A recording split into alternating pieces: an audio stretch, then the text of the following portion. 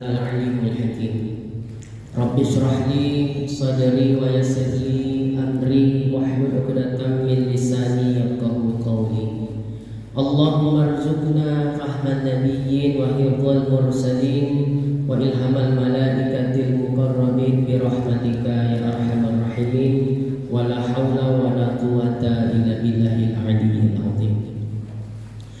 Alhamdulillah, segala puji syukur kehadiran Allah Subhanahu wa ta'ala yang telah memberikan nikmat, kesehatan dan kesempatan kepada kita semua, sehingga malam hari ini kita dapat bertemu kembali untuk melanjutkan kajian kita sebagaimana biasa. Salawat beriring salam tidak lupa pula kita hadiahkan kepada junjungan kita baginda Nabi Muhammad SAW. Allahumma sholli wa sallim wa barik alaihi. Mudah-mudahan dengan banyaknya kita bersalawat kepada beliau, kita ini merupakan salah satu di antara umatnya yang mendapatkan syafaat di hari akhir kelak. Amin ya rabbal alamin.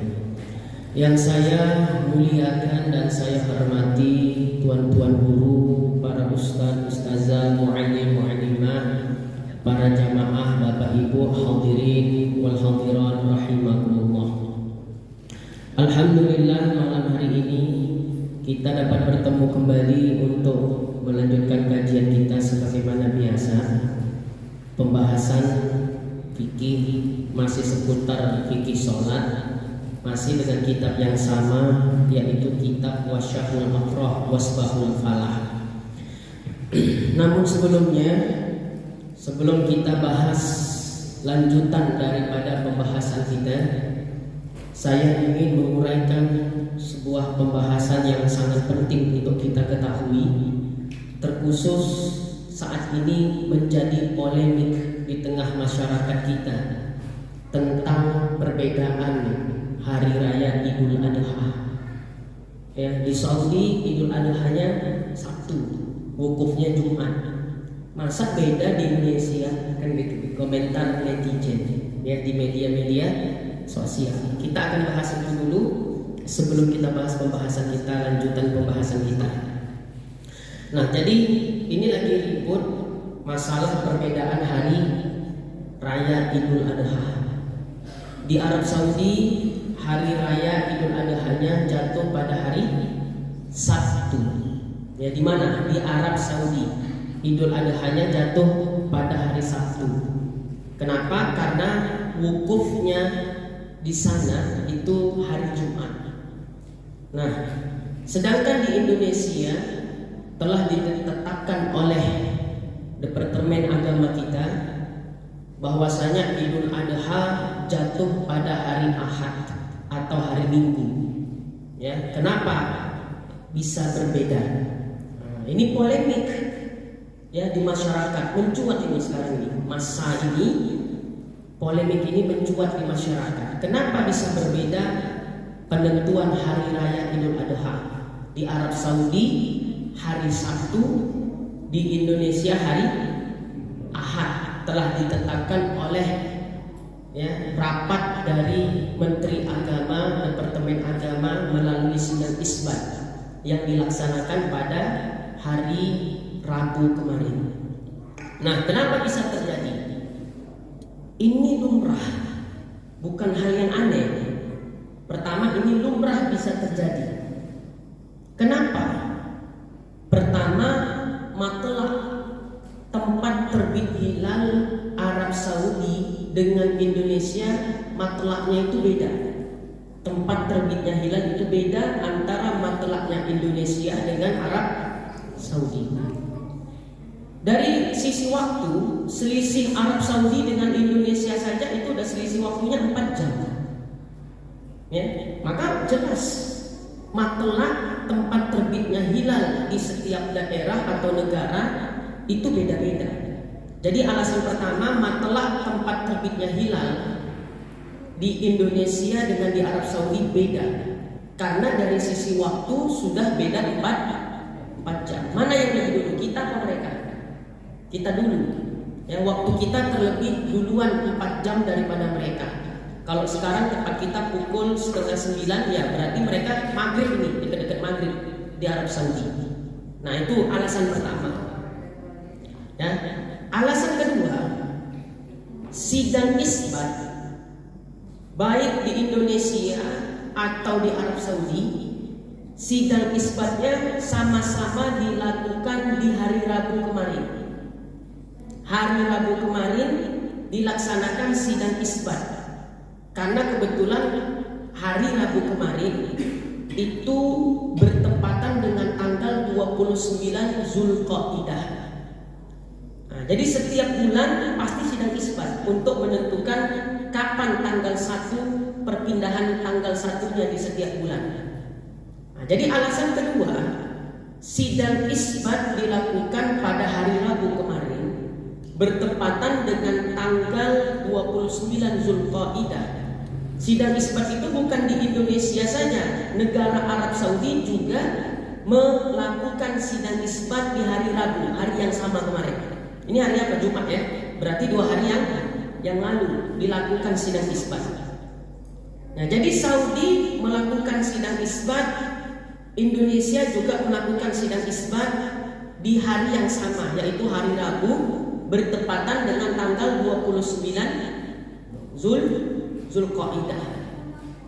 Nah, kemudian kebetulan ketika sidang isbat kemarin dilakukan di Indonesia pada hari Rabu kemarin, hilal di Indonesia ketinggiannya itu tidak sampai 2 derajat.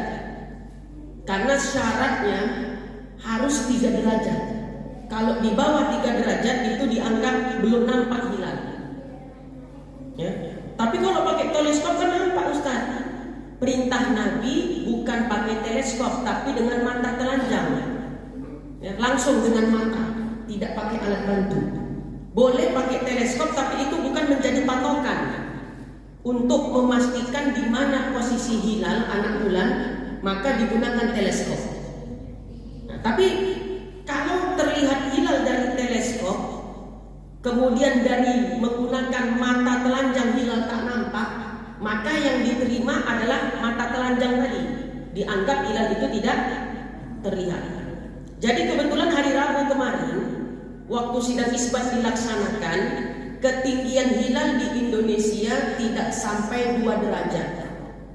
Ya, hilal bisa dilihat dengan mata telanjang kalau ketinggiannya 3 derajat, itu minimal.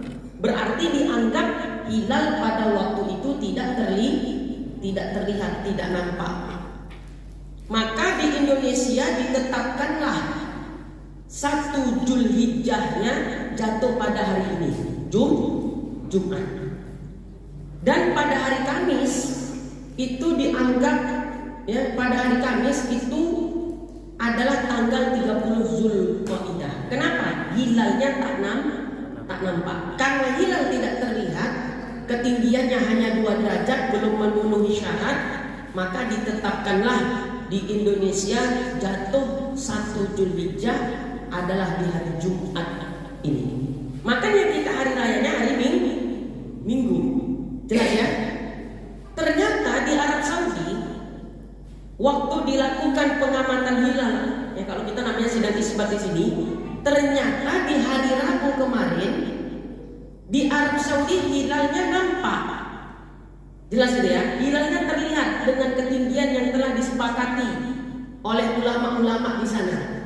Maka orang Arab Saudi dan sekitarnya menetapkan 1 Zulhijjah jatuhnya hari Kamis. Kita hari Jumat. Kok bisa beda? Beda. Karena matelaknya, tempat terbitnya hilal beda. Itu rumusnya tadi. Jadi kalau terjadi perbedaan seperti ini biasa. Hal yang lumrah terjadi. Ini faktor alam, bukan human error, bukan kesalahan manusia, tapi faktor alam. Ya. Nah, jadi hasil isbat di Indonesia 1 Zulhijjah jatuh di hari Jumat. Kenapa? Karena ketika dilakukan pengamatan hilal atau sidang isbat di hari Rabu, ketinggian hilal tidak mencapai 3 derajat. Ketinggian hilal kurang lebih hanya 2 derajat. Maka hilal itu nggak akan nampak. Berarti hilal tidak terlihat. Kalau hilal tidak terlihat, bilangan bulan Makanya hari Kamis di Indonesia itu masih 30 Zulqa'dah. Jelas itu ya. 1 Dzulhijjahnya hari Jumat di Indonesia. Sementara di Arab Saudi waktu dilakukan pengamatan hilal di hari Rabu kemarin, ternyata hilal di sana sudah terlihat dengan ketinggian yang telah disepakati oleh para ulama di sana, memenuhi syarat dia. Maka ditetapkanlah hari Kamis di Arab Saudi adalah 1 Dzulhijjah. Makanya hari raya Idul Adha di Arab Saudi hari Sabtu. Kita di Indonesia hari Minggu. Kok bisa berbeda? Jawabannya jelas bisa. Karena matlaq antar satu daerah dengan daerah lainnya berbeda. Jelas ya? Ini faktor alam. Ya. Dan ini sebagaimana saya katakan, ini lumrah terjadi. Kenapa? Letak geografis antara Indonesia dengan Arab Saudi itu beda. Pertama, dari sisi waktu, Indonesia lebih cepat 4 jam dari Arab Saudi. Jadi kita duluan waktunya daripada Arab Saudi. Tapi walau di Indonesia waktu lebih cepat 4 jam dari Arab Saudi, ya, akan tetapi hilal justru terlihat lebih awal di Arab Saudi. Kok bisa gitu Ustaz? Harusnya kan di Indonesia dulu. Nah, ini yang perlu kita pelajari. Makanya kalau nggak paham nggak usah komentar, nyala-nyalahin pemerintah. Nggak ada hubungannya dengan pemerintah ini. Pemerintah cuma memutuskan aja, hilal nampak maka besok 1 Dzulhijjah. Hilal nggak kelihatan, besok nggak 1 Dzulhijjah gitu. Ya. Nah, jadi walau Indonesia dari sisi waktu lebih dahulu 4 jam dari Arab Saudi, tapi dari aspek geografis hilal itu terlihat lebih dulu dari Arab Saudi. Kenapa demikian? Posisi negara Arab Saudi, ya, posisinya lebih ke barat saat matahari terbenam. Posisi negara Arab Saudi itu lebih ke barat daripada Indonesia. Dalam istilah ilmu falak namanya posisi ini ghurubu syamsi. Ya, jadi di sini jelas dari sisi waktu Indonesia lebih cepat 4 jam. Tapi dalam urusan terlihatnya hilal, maka hilal itu terlihat lebih dulu di Arab Saudi daripada di Indonesia. Kenapa? Karena posisi Arab Saudi lebih condong ke barat ketika matahari terbenam, lebih dekat dengan matahari, itulah kurang lebih. Di saat matahari terbenam, posisi Arab Saudi lebih dekat dengan matahari. Nah, jadi itu yang menyebabkan, ya, kenapa bisa terjadi perbedaan antara di Indonesia dengan di Arab Saudi. Jadi itu lumrah terjadi. Jelas itu ya? Lumrah terjadi. Itu faktor alam, bukan faktor manusia. Itu faktor alam. Ya, karena matlaq tempat terbit hilal itu beda-beda antar satu negara dengan negara yang lainnya, satu daerah dengan daerah lainnya. Bisa jadi di Indonesia hilal nampak, di Arab Saudi tak nampak. Bisa jadi di Indonesia hilal tak nampak, tak terlihat, di Arab Saudi terlihat. Nah, jadi gak usah lagi kita ributkan, kita permasalahkan masalah ini. Kenapa Indonesia gak ikut Arab Saudi dalam hari raya ini? Oh, kenapa harus ikut Saudi? Orang matlaqnya aja beda. Iya kan Islam lahirnya di Arab Saudi, di Mekah. Bapak Ibu, kalau sikit-sikit dalilnya Arab Saudi, Abu Jahal, Abu Lahab lahirnya di sana. Jangan-jangan kita bukan pengikut Nabi, tapi kita pengikut Abu Jahal, Abu Lahab. Itu buktinya nggak punya ilmu tapi protes saja kerjanya. Kayak dia yang paling tahu. Oh nggak bisa. Islam itu lahirnya di sana. Maka kita harus merujuk Islam di sana. Begitu komentar netizen. Ya, yang lahir di sana bukan cuma umat Islam. Abu Jahal, Abu Lahab juga lahirnya di sana. Jangan-jangan kita mengikut Abu Jahal, Abu Lahab. Nah, jadi poin pertama, terjadi perbedaan hari raya khususnya antara Indonesia dengan Arab Saudi Di Arab Saudi Idul Adha-nya hari Sabtu, di Indonesia Idul Adha-nya hari Ahad, hari Minggu, lumrah terjadi. Ya, dan itu faktor alam, bukan ya daripada kesalahan manusia. Kalau dalam istilahnya human error, kalau dalam bahasa Inggrisnya bukan. Itu faktor alam, bukan manusia yang nyetel-nyetel.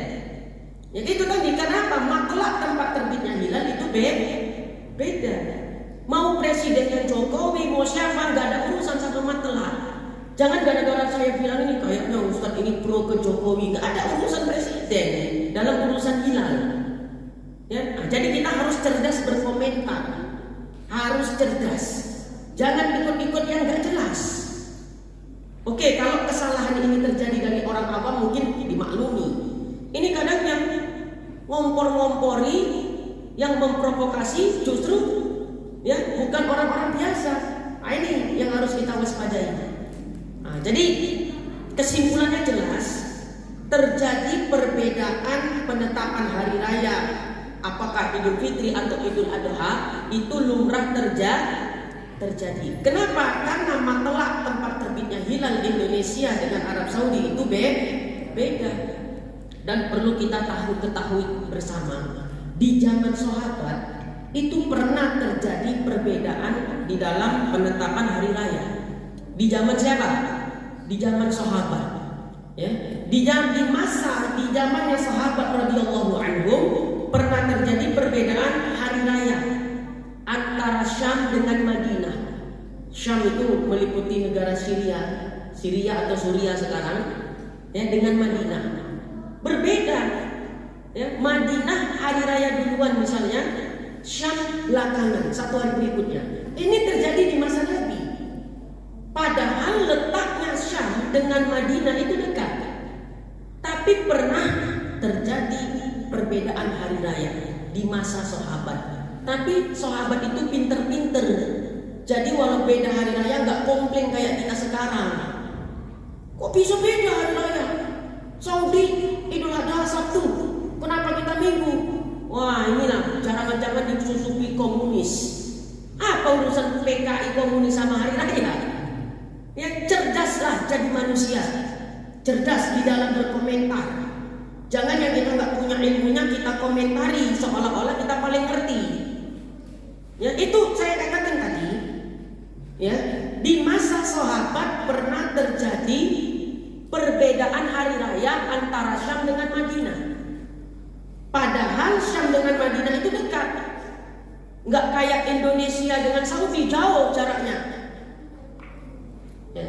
Tapi itu dimaklumi oleh para sahabat. Nggak ada sahabat yang komplain kenapa hari raya kita beda. Padahal pusat pemerintahan itu di mana pada waktu itu? Di Madinah. Ya, harusnya Syam ikut Madinah, tapi enggak. Kenapa? Karena itu tadi konsepnya, matlak tempat terbitnya hilal itu beda. Makanya pernah terjadi di zaman sahabat perbedaan hari raya antara negeri Syam dengan Madinah. Ya, maka orang Madinah enggak komplain. Sahabat-sahabat yang tinggal di Madinah enggak protes, enggak komplain kepada sahabat-sahabat yang tinggal di Syam. Kenapa kalian hari rayanya enggak ikut kami di Madinah? Padahal pusat pemerintahan pada waktu itu adalah di Madinah. Enggak ada yang komplain karena cerdas semua. Sahabat Nabi, mereka tahu ini hal yang biasa. Terjadi perbedaan hari raya adalah hal yang biasa. Kisah ini tadi, kisah perbedaan hari raya di masa sahabat, silakan buka kitab hadis, kitab Sahih Muslim, ya, disusun oleh Imam Muslim, hadis nomor 126. Ya, hadis nomor 126 di dalam kitab Sahih Muslim disebutkan, di dalam itu ada hadis riwayat dari Imam Muslim yang menceritakan kisah perbedaan hari raya di zaman sahabat ini. Selain itu silakan buka kitab Sunan Abi Dawud. Ini kitab hadis semua yang saya sebutkan. Hadis riwayat Imam Abi Dawud di dalam kitab Sunan Abi Dawud, hadis nomor 2332. Silakan buka kitab, ya, hadis riwayat Abi Dawud di dalam kitab beliau Sunan Abi Dawud, hadis nomor 2332. Di situ juga diceritakan sejarah perbedaan penetapan hari raya di masa sahabat. Kemudian di mana lagi? Hadis riwayat Imam An-Nasa'i. Di dalam kitab beliau Sunan An-Nasa'i, hadis nomor 105 dan 106. Di situ juga dijelaskan sejarah perbedaan hari raya di masa sahabat. Ya. Kemudian hadis riwayat Imam At-Tirmizi. Di dalam kitab beliau Sunan At-Tirmizi, hadis nomor 689. Di situ juga dijelaskan sejarah perbedaan hari raya di masa sahabat. Artinya apa? Perbedaan di dalam menetapkan hari raya, sama ada Idul Fitri atau Idul Adha, bukan terjadi di masa ini saja. Sudah pernah terjadi jauh-jauh hari di masa sahabat Nabi. Dan para sahabat gak ada yang pernah mempermasalahkan, karena mereka paham. Orang-orang sekarang aja yang mempermasalahkan masalah ini. Ya. Jadi kalau ada orang yang terlalu mempermasalahkan perbedaan Idul Adha, hari raya Idul Adha di Indonesia dengan di Arab Saudi, kenapa di Indonesia hari Idul Adha-nya hari Ahad, di Arab Saudi Idul Adha-nya hari Sabtu, itu orang yang nggak paham, ya, nggak mengerti teori yang seperti ini. Tapi kalau udah awak tak paham, maunya tanya sama orang yang paham. Jangan awak belum paham berkomentar seolah-olah awak yang paling paham. Bukan terlihat pintarnya, malah terlihat bodohnya nanti. Ya, ingat ya. Jadi ini lumrah terjadi. Ya, saya sampaikan sekali lagi kepada jamaah, masalah perbedaan ini nggak perlu dibesar-besarkan. Karena di masa Nabi pernah terjadi, di masa sahabat pernah terjadi peristiwa yang sebesar ini. Jelas kira-kira? Ya. Nah, kesimpulannya kalau puasa Arafahnya jadi kapan Ustaz?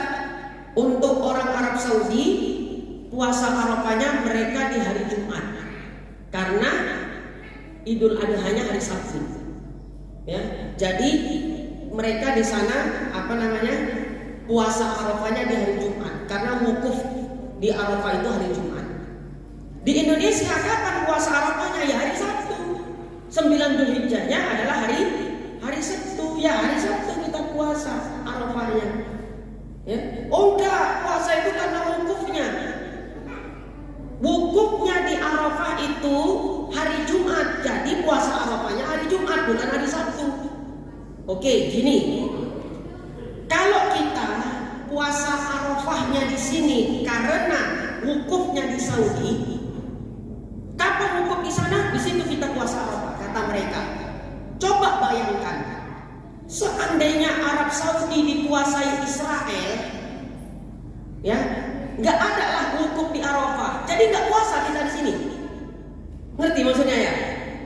Jadi puasa itu bukan karena wukufnya di Arafah sana, tapi puasa itu karena 9 Dzulhijjahnya. Jelas? Puasanya bukan karena wukufnya di Arafah sana, tapi puasanya karena 9 Dzulhijjahnya. Artinya wukuf tidak wukuf ataukah belum wukuf atau sudah wukuf di Arafah, yang penting tanggal 9 tetap puasa. Jadi jangan bingung. Jadi kita kapan puasanya Ustaz di sini? Kapan? Puasa Arafahnya kapan? Hari Sabtu, tanggal 9 Dzulhijjah, bukan hari Jumat. Ya, kalau ada yang bilang puasanya hari Jumat karena wukufnya di Arafah adalah hari Jumat, bilang sama orang itu, seandainya Arab Saudi dikuasai Israel, tak ada lah wukuf di Arafah, berarti nggak puasa lah kita, karena nggak ada wukuf di sana. Bukan itu, pokoknya 9 Dzulhijjah puasa, ada wukuf tiada wukuf puasa. Jelas ya? Baik, kesimpulannya itu, jangan dipersoalkan, jangan dibesar-besarkan tentang perbedaan hari raya Idul Adha. Di Arab Saudi Idul Adha-nya Sabtu, di Indonesia Idul Adha-nya Ahad. Itu lumrah terjadi. Kenapa? Pada hari Rabu kemarin waktu sidang isbat di Indonesia ketinggian hilal tidak sampai 2 derajat, tidak sampai 3 derajat, hanya 2 derajat. Maka hilal nggak akan terlihat. Karena hilal tidak akan terlihat, berarti hari Kamis masih 30 Zulqa'dah. Makanya hari ini, hari Jumat tadi baru terhitung 1 Zulhijjah. Sementara di Saudi, waktu dilakukan pengamatan hilal oleh mereka di Saudi, hari Rabu itu di sana hilalnya nampak, yang telah memenuhi syarat. Berarti Kamis di Arab Saudi sudah terhitung 1 Zulhijjah. Kita terhitung 1 Zulhijjah hari apa tadi? Jumat, selisih 1 hari. Maka ya jelas Arab Saudi Idul Adha-nya adalah hari Sabtu, kita Idul Adha-nya adalah hari Ahad. Dan itu lumrah terjadi. Kenapa? Hal seperti ini itu pernah terjadi di masa sahabat, dan sahabat juga ada yang ribut, ya. Kita yang ribut di sini, ya. Kenapa?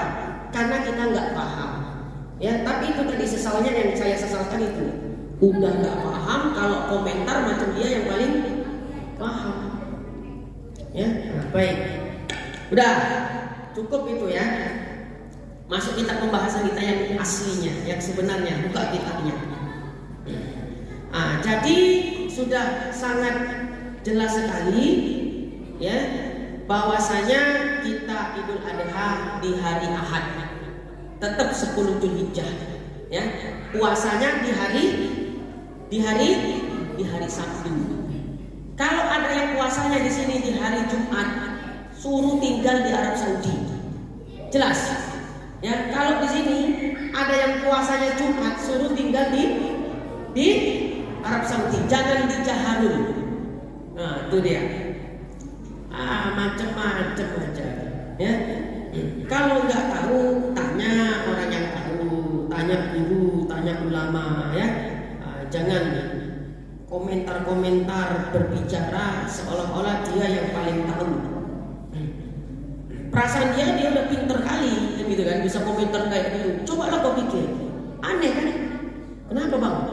Iyalah, Arab Saudi hari raya Sabtu, awak pula hari raya Minggu, kan udah nggak betul di Indonesia nih. Ya, Islam tuh lahirnya di sana, harusnya kita ikut Islamnya di sana. Iya bang, Islamnya abang, Islam Abu Jahal, Abu Lahab, bilang aja gitu. Kenapa komentar negatif terus? Ya, nggak ngerti metodologi, berkomentar seolah-olah dia paham. Ya, Khair, kita lanjutkan. Di halaman berapa, Mas? 25. Halaman berapa? 25. Iya, ya. Kemarin tentang sunnah sholat mengangkat tangan, ya. Bismillahirrahmanirrahim. Qala al-mu'allif rahimahullah wa nafa'ana bihi wa bi'ulumihi fid dharain amin ya mujibas ini. Dan setengah daripadanya membaca doa iftitah, kemudian daripada takbiratul ihram, yaitu Allahu akbar kabira walhamdulillahi katsira wa subhanallahi bukratan wa asila, wajjahtu wajhiyya lilladzi fataras samawati wal arda hanifan muslima wa ma'ana minal musyrikin. Innas salati wa nusuki wa mahyaya wa mamati lillahi rabbil alamin la syarika lahu wa bidzalika umirtu wa ana minal muslimin. Sunnah-sunnah salat berikutnya membaca doa iftitah atau doa istiftah. Ini di media sosial juga lagi rame ini. Katanya doa iftitah enggak pakai inni wajjahtu wajhiyya. Kita kalau baca doa iftitah pakai itu enggak? Inni wajjahtu wajhiyya. Baru tadi pagi saya lihat video itu, ya, viral videonya, bahwa doa iftitah tidak pakai inni wajjahtu wajhiyya. Adapun inni wajjahtu wajhiyya itu di luar sholat katanya, kata yang ceramah itu. Kami tidak menemukan hadis yang menyatakan bahwasanya doa iftitah di dalam sholat pakai inni wajjahtu wajhiyya. Saya katakan hadis doa iftitah pakai inni wajhatu wajhiyah ada hadisnya. Riwayat Imam Baihaqi dan Imam Ad-Darqutni. Dinyatakan oleh riwayat Imam Baihaqi meriwayatkan bahwa ketika Nabi sholat, Nabi bertakbir, kemudian Nabi membaca doa iftitah. Doa iftitahnya ada inni wajhatu wajhiyya lillazi fataras samawati wal ardh. Ya, ada inninya. Jadi yang viral itu katanya nggak pakai inni. Dikatakan di dalam video itu, ya, bahwasanya tidak ada hadis yang mengatakan sholat baca doa iftitah pakai inni wajhatu katanya. Saya jawab ada hadisnya. Riwayat Imam Baihaqi menyatakan doa iftitah Nabi ada inninya. Jadi kalau belum ketemu dalil, jangan cepat-cepat dibilang nggak ada hadisnya. Ya, mungkin ada sebagian kita yang lihat itu dulu. Ya, video ceramah yang mengatakan doa iftitah nggak pakai inni wajah tuh. Ya, nggak ada hadisnya katanya. Ada hadisnya, riwayat Imam Baihaqi dan lainnya. Ibu-ibu kalau baca doa iftitah ada nggak inni wajah tuh ya? Dari dulu begitu memang kan. Jadi ada sekarang yang mengatakan itu nggak ada hadisnya katanya. Bukan nggak ada hadisnya, dia belum jumpa hadisnya. Maunya kalau belum jumpa hadisnya jangan cepat-cepat dibilang tak ada. Ya, ada hadisnya. Nah, jadi apa yang kita amalkan selama ini, doa iftitah menggunakan inni wajhatu itu ada hadisnya. Jelas itu ya, ada hadisnya. Kalaupun nggak pakai itu juga nggak apa-apa. Nah, seperti di kitab ini nggak ada pakai inninya. Bukrata wa asilah wajhatu wajhiyah di dalam kitab ya Wasyahul Afrah juga nggak apa-apa. Tapi pakai inni wajhatu itu juga nggak apa-apa. Dua-duanya boleh. Jangan dikatakan doa iftitah yang pakai inni wajah itu pakai ada tambahan ininya, jangan dikatakan itu nggak ada hadisnya, ada hadisnya. Ya, saya bisa tunjukkan riwayat Imam Baihaqi. Jadi dikatakan di dalam video itu doa iftitah menggunakan ini tidak ada hadisnya. Saya katakan kalau belum ketemu hadisnya, nggak tahu hadisnya, jangan cepat-cepat dibilang nggak ada hadis tahlilan, bid'ah sesat. Gak ada hadis salam-salaman setelah selesai sholat, bid'ah sesat. Kalau belum tahu dalilnya, belum tahu hadisnya, jangan cepat-cepat dibilang tak ada. Kan gitu. Ya, baik. Pas pula nih ya, yang lagi viral-viral semua nih kita komentari. Ya, kadang ada video-video singkat gitu di Facebook, TikTok gitu ya. Video-video singkat begini ya. Gak semuanya benar, banyak salahnya bahkan. Itu salah satunya tadi dia komentar di situ doa iftitah pakai ini itu nggak ada hadisnya katanya, padahal ada hadisnya. Sunnah ketika sholat membaca doa iftitah. Ya, doa iftitah itu nggak harus panjang. Sampai bukrata wa asilah pun itu sudah dikatakan mendapat pahala doa iftitah. Allahu akbar, Allahu akbar kabira, walhamdulillahi katsira, wa subhanallahi bukrata wa asila. Sampai itu saja kita udah dapat pahala doa iftitah. Jelas Bapak Ibu ya? Kemudian kalau kita masbuk tahu terlambat. Kita masbuk, imam sudah membaca surah. Imam sudah membaca surah. Bismillahirrahmanirrahim. Alam nashrah laka sadrak. Udah baca surah imam, kita baru datang. Maka kita takbiratul ihram, tidak usah baca doa iftitah lagi, langsung baca Fatihah. Jelas? Kalau kita masbuk, imam sudah membaca surah, kita tidak usah lagi membaca doa iftitah. Takbiratul ihram langsung saja baca Fatihah. Al-Fatihah kita belum selesai, imam sudah keburu ruku. Kita boleh ikut ruku langsung bersama imam, walau Fatihah kita belum selesai. Sebahagian Fatihahnya ditanggung imam, tapi syaratnya tadi nggak usah baca doa iftitah. Kedua, kalau kita masbuk, imam sudah membaca surah, mana kita baca doa iftitah. Setelah baca doa iftitah, kita lanjut baca Fatihah. Baru sampai setengah Fatihah Ar-Rahmanir-Rahim, imam sudah keburu ruku. Wajib hukumnya kita menyelesaikan Al-Fatihah kita sampai selesai.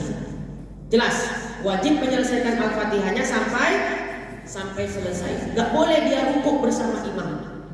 Nah, makanya lihat, kalau kita masbuk imam sudah membaca surah, gak usah baca doa iftitah. Jelas ya?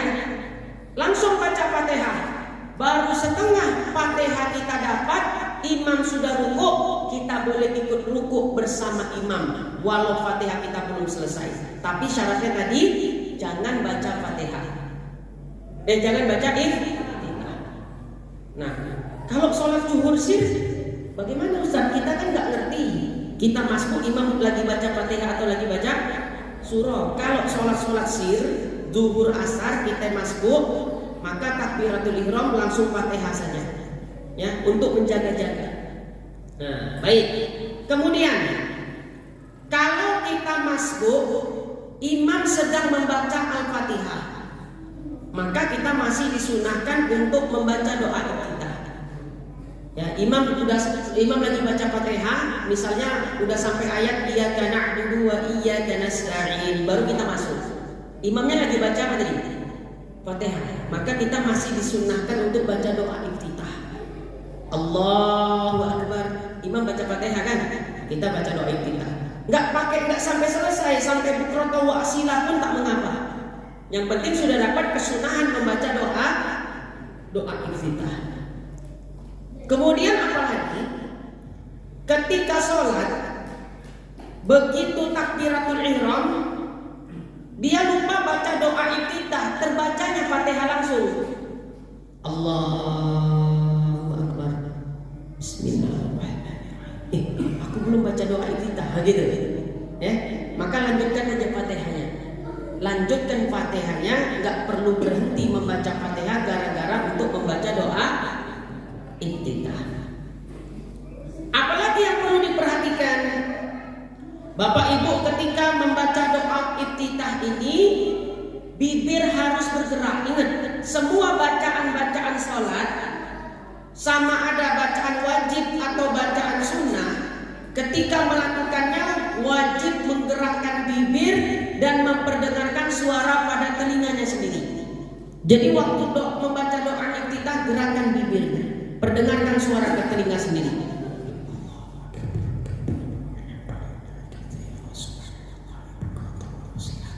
Gerakkan bibir.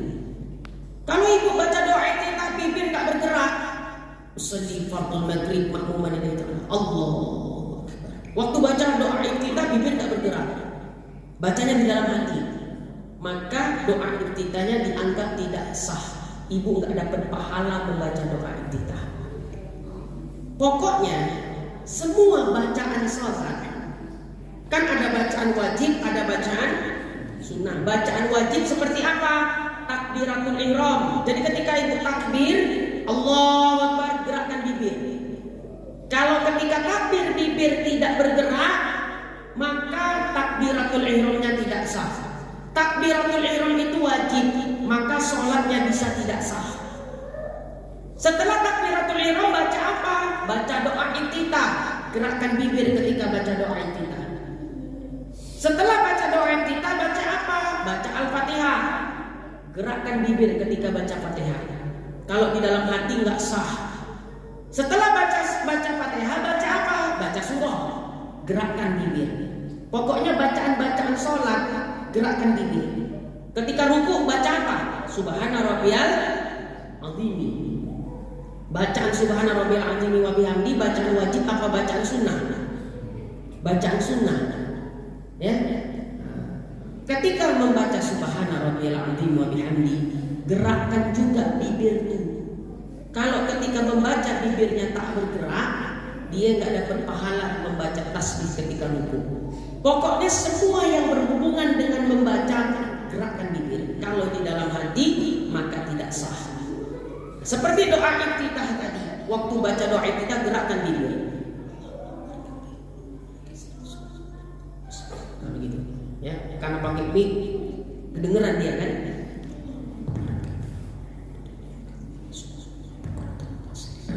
Gitu dia, gerak bibir. Kalau bingkem aja, Allahu Akbar.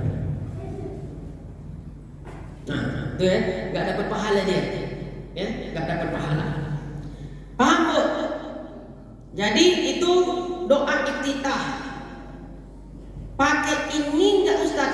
Pakai. Dari dulu kita baca doa iftitahnya ada kalimat inni wajjahtu. Nggak pakai boleh, boleh. Pakai boleh, boleh. Tapi ada yang bilang nggak ada hadisnya Ustaz. Dia belum baca hadisnya. Kan itu, hadisnya ada. Dia belum baca, tapi terlalu cepat memvonis dengan mengatakan nggak ada hadisnya. Nah, itu. Ya, kadang kita dibuat repot dengan dai-dai yang viral-viral itu. Ya. Terakhir awak bukan mengaji kita, memperbagusnya kayak begitu jadinya. Nah, contoh tadi, ya, ribut kali di Facebook, di media sosial. Kenapa beda hari raya? Terakhir kita ngaji ngomentarin itu dulu kan gitu. Ya, termakan waktu. Tapi kalau nggak dikomentari, nggak dibahas yang sebenarnya, takut kita jamaahnya ngaji ikut-ikut yang kayak gitu. Nah, awak sampaikanlah, awak bahas supaya jamaahnya pinter. Ya, ternyata yang kayak begitu di zaman sahabat pernah terjadi. Jadi nggak perlu kita komplain. Beda hari raya, komplainlah Allah Ta'ala kok nggak diwujudkannya hilal pada hari Rabu kemarin. Berani protes sama Tuhan? Gak mungkin kan gitu. Nah, baik. Ada pertanyaan, dipersilakan. Saya mau minum dulu. Silakan. Jangan tanya lagi puasanya tanggal berapa, hari Sabtu. Cuma dianjurkan puasanya sejak tanggal 1 Zulhijjah. Harusnya tadi kita sudah puasa ya, sampai nanti tanggal 9 Zulhijjah. Kalau nggak dapet dari awal, ya udah puasa saja nanti di tanggal 9 Zulhijjah di hari Sabtu. Nah itulah. Nggak dapat juga, ya udahlah. Orang puasanya pun sunnah kok kan gitu kan? Ya puasanya sunnah. Tapi kalau tak dapat sayang lah, ya sayang.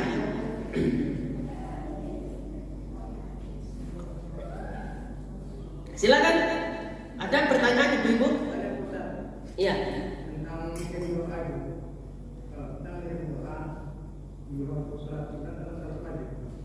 Untuk siapa? Yang udah meninggal. Nah, kirim doa lagi nggak sholat, gitu. Ya bisa. Mau setelah sholat wajib, mau setelah sholat sunnah, mau lagi nggak sholat, yang namanya kirim doa tetap sampai. Contoh kita tahlilan, kan lagi nggak sholat ini. Kirim doa nggak tahlilan? Kirim doa sampai. Apalagi ketika selesai sholat fardu, sudah, gak usah ragu itu. Ya, ketika selesai sholat fardu, kirim doa, kirim pahala bacaan Al-Quran. Misalnya kita baca Fatihah, setelah selesai sholat fardu, ya Allah sampaikan pahala Fatihah ini untuk kedua orang tua saya. Gak usah ragu, insya Allah sampai, cepat kilat itu. Ya, kalau pakai CNT yang 1 hari sampai itu. Begitulah kurang lebih. Ya, khusus dia. Jadi intinya sampaikah? Ya, amal soleh orang yang hidup diniatkan untuk orang yang meninggal. Misalnya orang yang hidup baca Quran, pahalanya diniatkan untuk yang orang meninggal, sudah meninggal. Orang yang hidup sedekah diniatkan pahalanya untuk orang yang meninggal. Sampai. Karena gini, ya saya jelaskan lagi. Ada sebuah hadis yang menyatakan bahwasanya Nabi bersabda, janganlah kalian meratapi mayit, sebab ratapan kalian mayit itu disiksa. Betul apa enggak? Ya, boleh enggak meratapi mayit? Enggak boleh, dilarang Nabi. Jangan meratapi mayit, sebab dengan ratapan kalian itu mayit itu disiksa. Meratap itu perbuatan jelek, perbuatan buruk.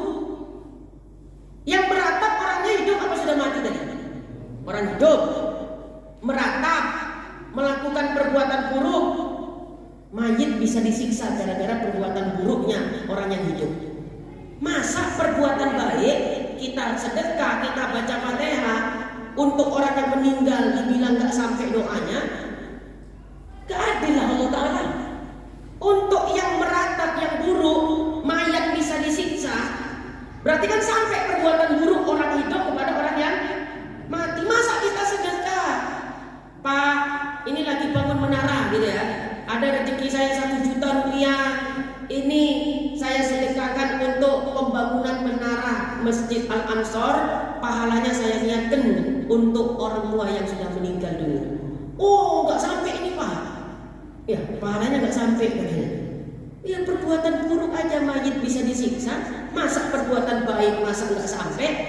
Itu satu hadis itu aja yang untuk menyatakan dalil sampainya perbuatan baik orang yang hidup kepada orang yang sudah meninggal dunia. Jadi mendoakannya kapan saja, kapan saja.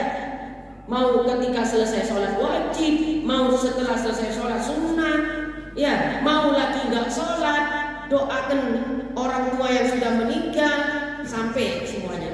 Cuma terkhusus setelah sholat fardu, sholat wajib itu lebih sangat dianjurkan. Kadang ini penyakit masyarakat, kalau tahlilan rame, sholat enggak. Nah ini kadang. Tapi jangan dikatakan itu gara-gara itu enggak sampai pahala, enggak. Ya, ini koreksi aja. Ya, koreksi. Sama seperti misalnya kebiasaan kita di sini, ada orang meninggal dunia, waktu takziah rame, giliran sholat jenazah tak berapa orang yang sholat jenazah. Padahal yang disuruh Nabi, kalau ada orang meninggal yang diramaikan itu sholat jenazahnya, bukan takziahnya. Sampai Nabi mengatakan apa? Pahala sholat jenazah, pahalanya sama sebesar gunung Uhud. Ini kadang kita masyarakat, ya gak usah masyarakat kita, kadang takziah ke tempat orang meninggal, ketika jenazahnya dibawa ke masjid, ke musola untuk disolatkan, malah kita nggak sholat jenazahnya. Itu ya persepsi yang keliru. Enggak takziah nggak apa-apa Bapak Ibu, yang penting ikut sholat jenazahnya. Lebih bagus dua-duanya. Takziahnya ikut, sholat jenazahnya ikut, sampai mengkebumikannya juga ikut. Ya, takziahnya rame, sholat jenazahnya nggak ikut. Malam ketiga tahlilan muncul lagi karena dapat nasi, dapat bekal bid'ah itu deh. Nasi bid'ah kata mereka. Nah, ini maksudnya kita jangan kayak begitu ya.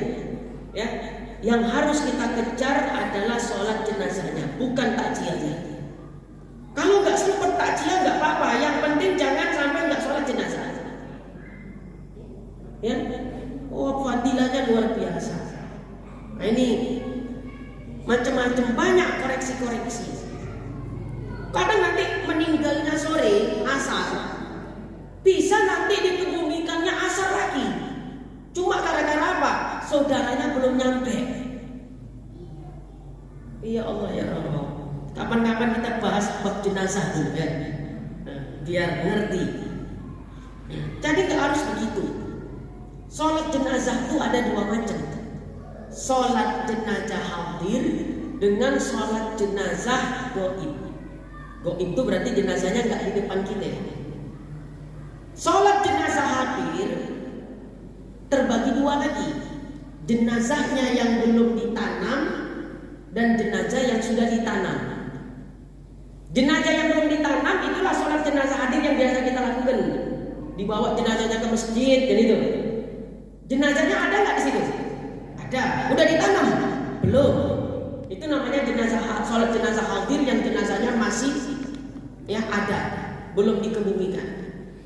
Kedua, ada namanya sholat jenazah hadir, jenazahnya di depan kita, tapi sudah dikebumikan. Itu masih disyariatkan di situ.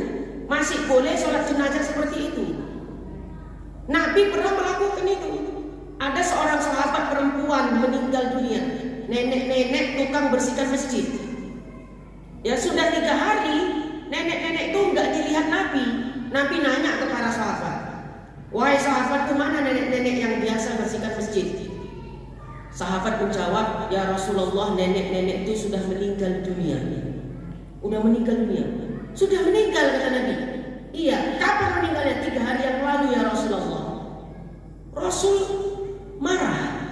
Ya, kenapa kalian tidak memberitahukan saya kalau nenek-nenek itu sudah meninggal? Dijawab sahabat, Allah, seolah-olah kan itu tukang bersihkan masjid aja, bukan orang penting. Sementara urusan Nabi banyak, urusan negara, urusan agama. Allah, ini biar kami aja yang ngurus. Nabi gak perlu ikut turun tangan. Perasaan sahabat gitu. Makanya mereka tidak menginformasikan atau memberitahukan kepada Nabi kalau nenek itu sudah meninggal. Nabi marah. Ya, marah Nabi.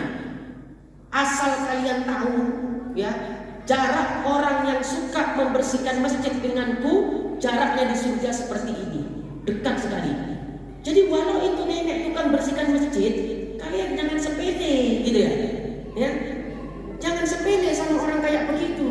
Kenapa? Kelak orang yang seperti itu menjadi orang yang sangat dekat di akhirat denganku, kata Nabi.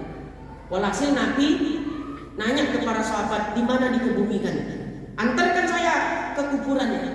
Diantarkan sahabat. Udah sampai kuburannya, Nabi ngajak sahabat sholat jenazah nenek itu. Setelah 3 hari jenazahnya dikebumikan.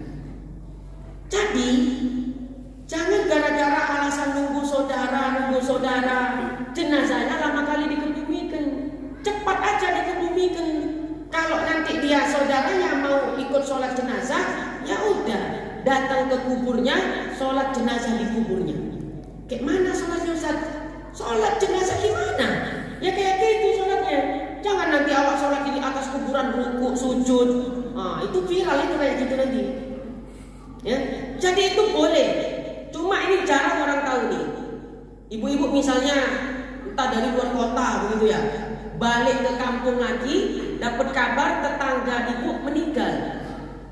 Ya, berapa hari setelah seminggu, ya udah ibu datang ziarah ke makamnya, sholat jenazah aja di atasnya itu. Ya, boleh Ustaz? Boleh. Nabi aja buat kok. Cuma kalau di Indonesia dibuat ya, enggak di Indonesia lah, di Galang misalnya dibuat, itu viral itu. Langsung di videoin orang, ini aliran sesat nih. Masak sholatnya ya di atas kuburan. Padahal Nabi buat. Nah, jadi jangan alasan melambat-lambatkan jenazah tadi karena mau menunggu saudara ikut menyolatkan jenazahnya, jangan sampai dilambat-lambatkan. Sholat jenazah nanti bisa disusul, walau jenazahnya sudah dikebumikan. Jadi sebetulnya banyak ya aspek-aspek yang mau diperhatikan, ya, terutama memandikan jenazah. Kalau kamar mandi di rumah kita besar, mandikan di dalam aja. Kenapa? Ini tentang kemuliaan jenazah itu. Kecuali kamar mandi di rumahnya kecil, biasa kan mandikannya di luar rumah, cuma pakai tutupan apa namanya? Ya, tutupan kain gitu aja. Kalau kamar mandi kita besar muat untuk memandikan di dalam, mandikan di dalam. Ini kehormatan jenazah. Walau sudah meninggal dunia, tetap kemuliaannya wajib dijaga. Kadang kita mandikan di luar, entah siapa-siapa nanti nengok, ngintip-ngintip ke situ. Berarti nggak menjaga kemuliaan jenazah. Kecuali kamar mandinya kecil, ya. Terpaksa memandikannya di luar. Tapi di luar jangan tempat ramai, di belakang-belakang yang tempatnya sepi. Kita harus jaga itu kemuliaan jenazah, ya. Waduh, masya Allah. Ada lagi pertanyaan? Iya, silakan.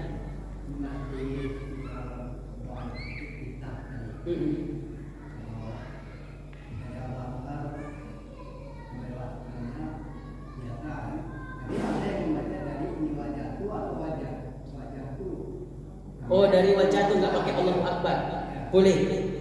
Ya.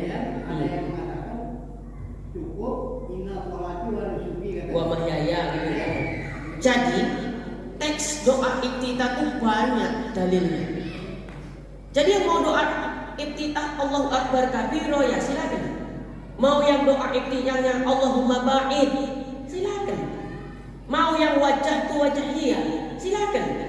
Inna sholati wa nusuki wa mahyaya wa mamati. Silakan. Semuanya redaksi itu ada dalilnya. Tapi kenapa kita pakai doa iftitah yang ini? Melengkapi semuanya. Allahu akbar kabira, alhamdulillah katsira, subhanallah bukrata wa asila. Satu riwayat. Riwayat lain inni wajhatu wajhiya. Teramalkan banyak hadis gitu. Ya, tapi kalau kita pakai satu aja berarti teramalkan kan gitu kan. Intinya boleh, semuanya boleh. Ya, yang mau Allahu akbar kabira, Allahumma barik. Ya, orang Al-Wasliyah, orang NU doa iftitahnya Allahu akbar kabira. Orang Muhammadiyah Allahumma barik. Ya sudah, Allahu akbar, Allahumma barik. Yang penting moco doa iftitah. Ya, jangan enggak dibaca. Kita sekarang jadi masyarakat harus dewasa dengan perbedaan. Ya, kalau ada yang mengatakan, wah doa iftitah kalian Allahu akbar kabira salah, yang benar Allahumma barik, ini hadisnya sahih. Nah itu berarti nggak dewasa di dalam perbedaan. Nah, zaman sekarang harus dewasa. Udah, yang penting dia mau sholat. Ya, ada yang mau pakai kunut, nggak pakai kunut, sudah itu sunnah. Yang penting sholat. Untuk zaman sekarang gak usah terlalu mencuatkan perbedaan-perbedaan seperti itu. Asalkan dia masih mau beribadah, sudah alhamdulillah. Ini akhir zaman. Ya, akhir zaman itu mencari orang yang taat ibadah, ya itu sulit. Mungkin, pasti bukan mungkin. Di sini pasti 1 miliar % saya ada yang sholatnya pun masih belum 5 waktu. Ya, 1 miliar % saya. Kenapa? Memang sulit akhir zaman ini ngejaga sholat 5 waktu itu sulit. 1 miliar % saya nggak ragu yang hadir di sini pasti masih banyak atau masih ada yang sholatnya nggak 5 waktu. Ya, itu nampak dari wajahnya itu. Saya tunjuk aja orang yang mau. Siap nggak saya tunjuk orangnya? Tahu itu ya. Nggak usah ya. Mudah-mudahan ya sholatnya 5 waktu. Kalau nggak dapat 5 waktu dikodok loh Bapak Ibu. Kesiangan subuh, jangan lantas bablas nggak subuh. Bangun jam 8 ya udah jam 8 sholat subuh kodok. Ya. Sibuk ada acara, sholat isyanya bolong lewat. Jangan sampai nggak sholat isya kodok.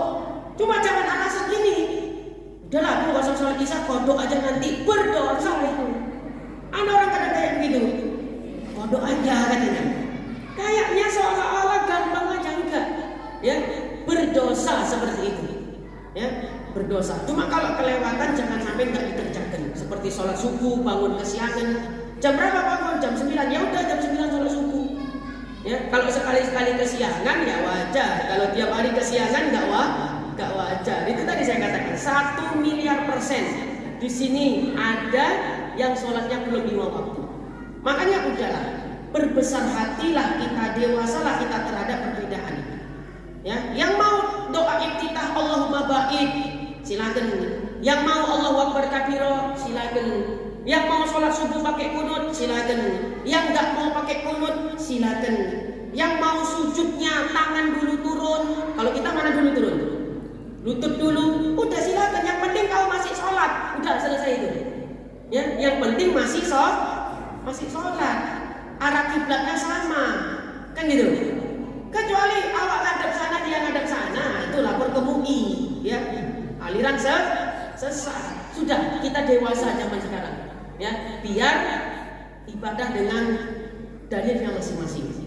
Oh, Ustaz nggak istiqomah NU-nya, bukan, ya. Bukan karena itu. Mencari orang yang istiqomah ibadah zaman sekarang sudah sulit, ya. Jadi jangan-jangan gara-gara kita ngotot-ngotot yang masalah khilafiyah sunnah aja, sampai gara-gara orang jadi nggak mau ibadah gara-gara itu. Meninggali punta yang mana betul? Sholat subuh bilang sana kunut pagi itu bid'ah, yang sini bilang sholat subuh memang pakai kunut. Ya sudah, sisa orang usah sholat subuh aku kan gitu ya. Nah, kan kasihan orang tadi. Sudahlah, barangkali sampai situ saja. Puasanya jangan lupa ya, dimulai dari tanggal 1 Zulhijjah. Kalau tadi nggak puasa gimana Ustaz? Ya udah besok ibu puasa sampai nanti tiap hari sampai tanggal 9 Zulhijjah. Terakhir puasanya sampai tanggal 9 Zulhijjah di hari Sabtu. Ya, kalau memang nggak bisa, ya udah ambil puasanya yang di 9 Dzulhijjah itu aja pun nggak apa-apa. Ya, insya Allah mudah-mudahan. Jadi jangan riuh-riuh lagi lah. Masalah hari raya beda, ya. Hari rayanya beda nggak apa-apa, tapi kalau keyakinan yang udah beda baru bahaya. Ya, hari rayanya beda nggak apa-apa, tapi kalau keyakinan yang berbeda baru bahaya. Satu keyakinannya Allah bersemayam di aras, itu Wahabi ya, itu udah beda keyakinan. Wallahu a'lam bishawab. Mudah-mudahan manfaat, menambah perbendaharaan ilmu untuk kita semua, ya, baik tentang sholat ataukah wawasan tadi tentang ya perbedaan hari raya.